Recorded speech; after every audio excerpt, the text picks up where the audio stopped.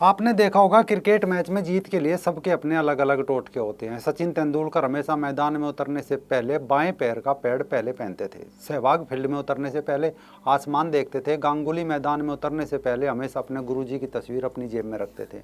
Sri Lanka team के मशहूर गेंदबाज लथिस मलिंगा हर गेंद को डालने से पहले उसे चूमते हैं।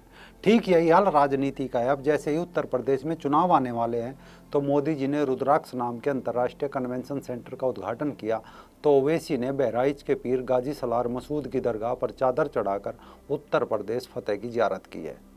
नमस्कार दोस्तों, रंग दे बसंती में आपका एक बार फिर से स्वागत है। मैं हूं राजीव चौधरी। अब बहुत से लोग जानते होंगे कि सालार मसूद महमूद गजनवी का भांजा था जिसने इतिहास के अनुसार भारत भूमि को कई बार रौंदा। जो लोग सालार मसूद को नहीं जानते वो मसूद की दरगाह को गाजी मियाँ के नाम से जानते होंगे, जहां हर साल मई में उर्स के मौके पर बड़ा मेला लगता है। इसमें हिंदू बढ़ चढ़कर भाग लेते हैं, चादर चढ़ाकर भक्ति भाव से मन्नतें मांगते हैं और फिर गाजी मियाँ की बारात भी निकाली जाती है, क्योंकि माना जाता है उन्हें शादी से पहले कत्ल कर दिया था, तो अब इसकी शादी ये लोग कर रहे हैं। लेकिन कोई उस राजा को नहीं जानता जिसने इस पीर बाबा को यहाँ तक पहुँचाया था। उसकी शादी भी नहीं होने दी, बेचारे कुंवारे का ही कत्ल कर दिया। अब बहराइच के आसपास के हिंदू हर वर्ष पीर बाबा गाजी की बारात निकाल कर उसकी शादी करते हैं। हिंदू है, कुछ भी कर सकते हैं, बस कई चार तसले मिट्टी के ढेर पर एक हरा कपड़ा फाड़ के फेंक दो, शाम तक हिंदू से पीर बना देंगे। यानी अगर जनगणना पीर मज़ारों की करा दी जाए तो शायद भारत में इतनी लोगों की जनसंख्या नहीं है जितने पीर मज़ार बन चुके हैं। खैर, असदुद्दीन ओवैसी द्वारा गजनवी के भांजे मसूद गाजी की दरगाह पर चादर चढ़ाने के बाद प्रदेश की राजनीति गर्मा गई, क्योंकि ओवैसी के साथ गठबंधन किया है सुहेलदेव भारतीय समाज पार्टी ने, जिसके अध्यक्ष हैं ओम प्रकाश राजभर। वही ओम प्रकाश राजभर जो 2 दिन पहले कावड़ यात्रा पर रोक लगाने की बात ये कहकर कर रहे थे कि कावड़ यात्रा में बच्चों को गांजा और शराब पीने की ट्रेनिंग दिलाई जाती है, वो ये कहकर पीर पर फटाफट चादर चढ़ा रहे हैं। इसे ऐसे भी कह सकते हैं कि जिस वीर महाराजा सुहेल देव ने मुस्लिम आक्रांता सलार मसूद को युद्ध में मौत के घाट उतारा था, उस वीर प्रतापी राजा के नाम पर सुहेल देव भारतीय समाज पार्टी बनाकर ओम प्रकाश राजभर सलार मसूद के वंशजों से गठबंधन करके बैठ गया। इससे साबित होता है कि नेता अपने स्वार्थ सिद्धि के लिए अपना ईमान क्या, अपना धर्म क्या, सब कुछ बेच सकते हैं। इन्हें अपने धर्म, समाज और जनता से कोई वास्ता नहीं। शायद वाराणसी में प्रेस कॉन्फ्रेंस आयोजित करके अनिल राजभर सही कह रहे हैं कि ओम प्रकाश राजभर ने बहराइच में सैयद सलार गाजी की मजार पर चादर चढ़ाकर समूचे राजभर समाज का अपमान किया है। दरअसल 17वीं सदी में मुगल लुटेरे जहांगीर के दौर में अब्दुल रहमान चिश्ती नाम के एक लेखक हुए। 1620 के दशक में चिश्ती ने फारसी भाषा में एक दस्तावेज लिखा, मिरात मसूदी। हिंदी में इसका मतलब होता है मसूद का आईना। इस दस्तावेज को गाजी सैयद सलार मसूद की बायोग्राफी भी बताया जाता है।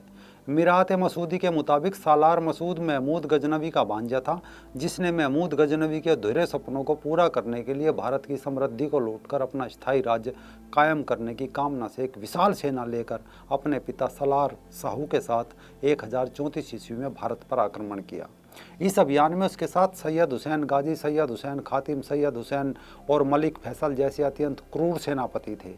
इन सब के साथ जिहाद के नाम पर बर्बर अत्याचार करता हुआ सालार मसूद दिल्ली, मेरठ, बुलंदशहर, बदायूं और कन्नौज के राजाओं को रोनता हुआ, मंदिर देवस्थानों को ध्वस्त करता हुआ, गोहत्या और इस्लाम ने स्वीकार करने वालों को तलवार के घाट उतारता हुआ, बच्चों व स्त्रियों को गुलाम बनाता हुआ, अपार धन संपत्ति लूटता हुआ उत्तर प्रदेश के सतरिक यानी जनपद बाराबंकिया पहुंचा।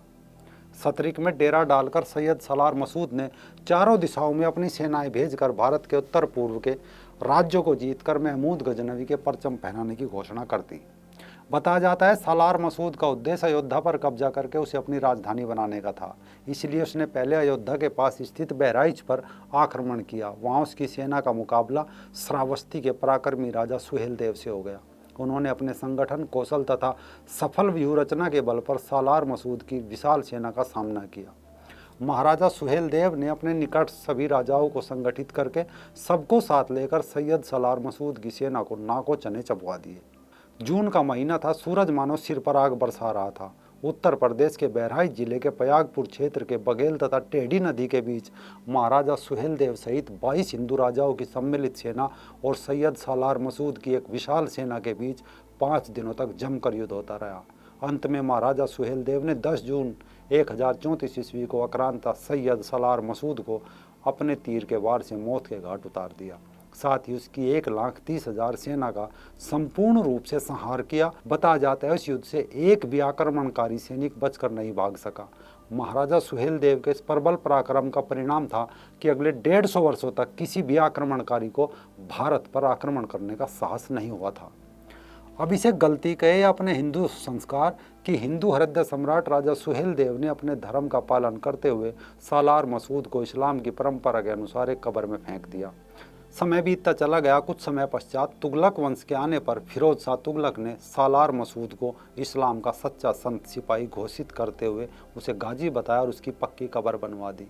अब हिंदुओं को पता चल गया कोई कब्र बनी है, नई नई ताज़ा ताज़ा, बस मन्नत मांगने भाग लिए, चादर चढ़ाने लग गए, चढ़ावा चढ़ाने लग गए।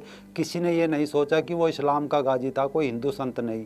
लेकिन फिर भी हिंदुओं के हत्यारे, हिंदू औरतों के बलात्कारी, मूर्ति भंजक हिंदू गाजी मियाँ तथा गाजी बाबा के नाम से एक देवता की तरह उसे पूजने लगे और उसकी कब्र पर मत्था रगड़ने लगे। कितनी विडंबना है कि हिंदू वीर शिरोमणि राजा सुहेल देव पासी सिर्फ एक पासी समाज के आदर्श बनकर रह गए, जबकि क्रूर हत्यारा आक्रांत सालार मसूद समूचे हिंदू समाज का पूजनीय बन गया।